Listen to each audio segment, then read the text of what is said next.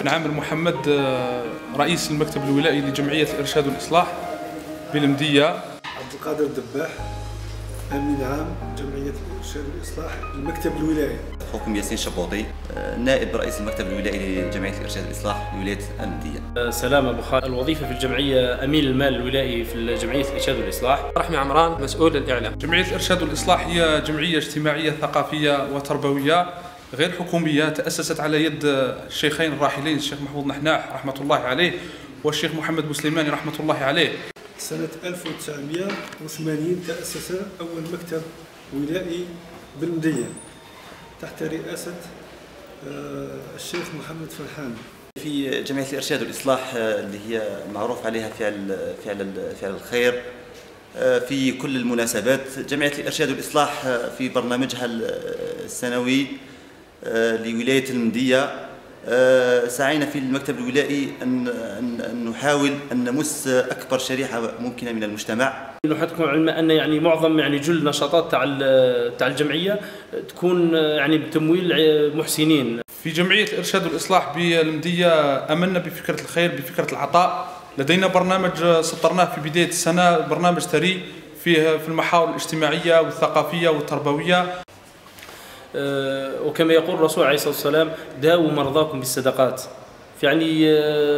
كاين واحد كما يقول لك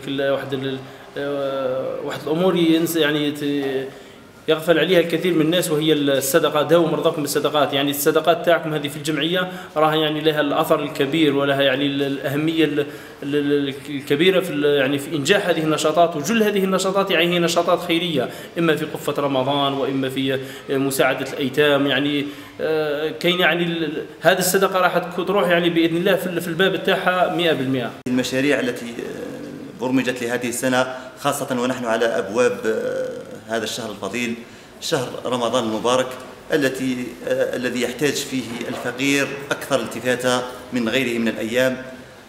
فجمعية الإرشاد والإصلاح تسعى في هذه المناسبة إلى جمع أكبر عدد ممكن من قفة رمضان وتوزيعها على المحتاجين في هذا الشهر الفضيل. أهم مشروع سطرناه في سنة 2015 زيادة على الأنشطة نتاعنا الاعتيادية، هو مشروع مجمع الشيخ بوسليماني الخيري. هذا أردنا أن يكون مشروعا ولائيا، هو عبارة عن مجمع خيري نجمع فيه، هو مقر عمومي، تكون فيه كل الأنشطة تاعنا، كل المشاريع الخيرية تاعنا. جمعية الإرشاد والإصلاح وسيلتكم لفعل الخير. جمعية الإرشاد والإصلاح وسيلتكم لفعل الخير، الحق، العمل، الإحسان. جمعية الإرشاد والإصلاح هي وسيلتكم لفعل الخير، الحق، العمل، الإحسان. جمعية الإرشاد والإصلاح وسيلتكم لفعل الخير، الحق، الإحسان والعمل. جمعية الإرشاد والإصلاح وسيلتكم لفعل الخير، الحق، العمل، الإحسان. تابعونا على الوسائل الإعلامية.